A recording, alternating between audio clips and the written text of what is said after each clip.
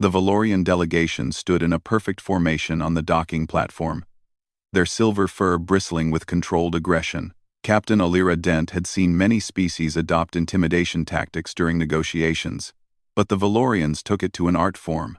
Their pack leader, a massive warrior named Thornclaw, stepped forward with eyes that gleamed like polished amber. "The matter is concluded, human," Thornclaw growled, his translator rendering his words with mechanical precision. "The defective one has been removed from our roster. We require replacement crew before departure." Alira crossed her arms, her worn leather jacket creaking slightly. Behind the Valorian delegation, she could see it, the small figure huddled against a cargo container, trying to make itself invisible. The cub couldn't have been more than 15 cycles old, barely old enough to qualify for junior crew status. "Defective," Alira repeated, tasting the word like spoiled rations. "You want to explain that term to me, Thornclaw?" The pack leader's ears flattened against his skull. "It lacks the aggression required for our warrior code. It hesitates in combat simulations. It shows empathy toward prey species." He said the last part, as if describing a disease. "Such weakness endangers the entire pack." Alira glanced past him again. The cub, Rexon, according to the manifest she'd reviewed, was smaller than the others, with fur that hadn't quite achieved the metallic sheen of full maturity. But what caught her attention were the eyes. While the adult Valorians stared with predatory focus, Rexon's gaze held something different: curiosity, intelligence, and beneath the fear, a spark of defiance. "So you're just leaving him here?" Alira asked. "On a neutral trade station, with no credits, no transport, no way home?" "It is no longer our concern," Thornclaw stated. "The pack has spoken. Weakness cannot be tolerated." Something cold settled in Alira's chest. She'd spent 12 years in the merchant marine before going independent, had seen humanity's wars and humanity's peace, had witnessed both the best and worst that sentient beings could offer. But this casual cruelty, this abandonment of their own young, struck a nerve that went deeper than cultural differences.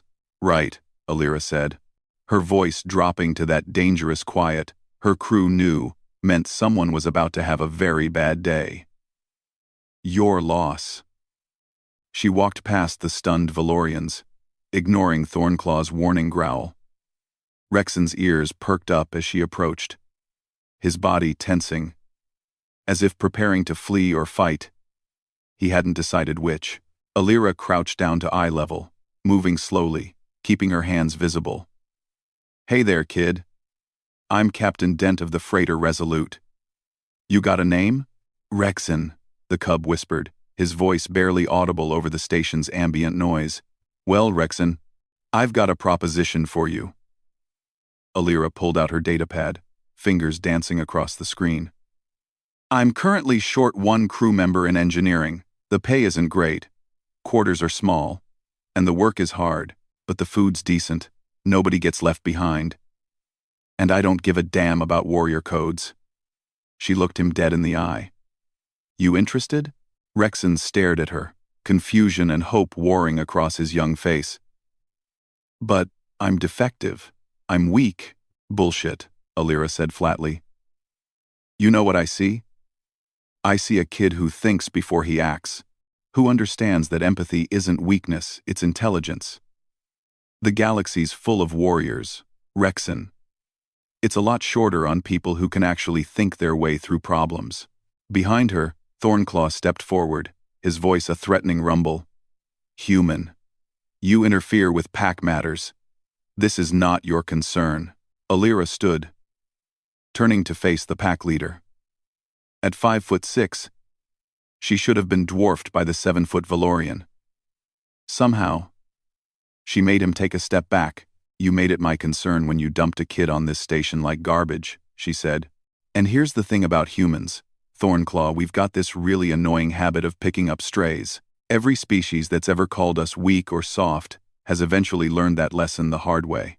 She tapped her datapad, transmitting the digital contract. "Rexon is now officially registered as crew of the Resolute, under merchant marine regulations. That makes him a civilian employee of a registered human vessel, which means he's under Terran jurisdiction. You want to dispute that, You can take it up with the Union Tribunal.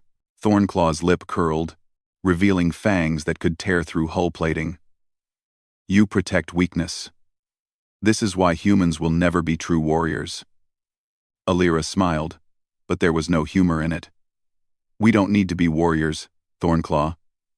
We're survivors. There's a difference. Warriors are great until the fight changes, until the rules shift, until strength alone isn't enough. She glanced back at Rexon. We humans? We adapt. We improvise. And we never, ever leave our people behind.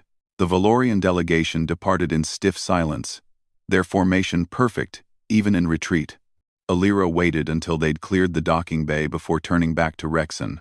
So, she said, offering her hand. You coming or not? Rexon stared at her hand at the gesture that meant nothing in Valorian culture but everything in human custom. Slowly, hesitantly, he placed his clawed paw in her palm. I won't let you down, Captain, he said, his voice stronger now. Alira squeezed gently.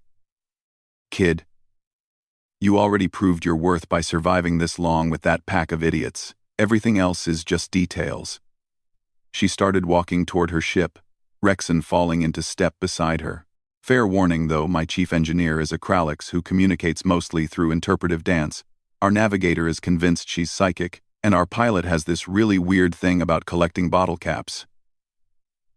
We're not exactly regulation. For the first time since she'd seen him, Rexon's ears perked up fully, and something that might have been a smile crossed his face. That sounds good, actually. Yeah, Alira agreed, hitting the access code for the Resolute's airlock. Yeah, it really is. As they crossed the threshold, Alira made a mental note to update the crew roster.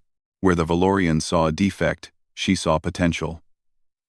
Where they saw weakness, she saw strength of a different kind. That was the human way, after all. The galaxy was full of warriors and predators, but humans? Humans collected the broken pieces everyone else threw away, and built something better. And if that meant one more against the universe's casual cruelty, one more voice added to humanity's chaotic, compassionate crew, well, as Alira liked to say, their loss.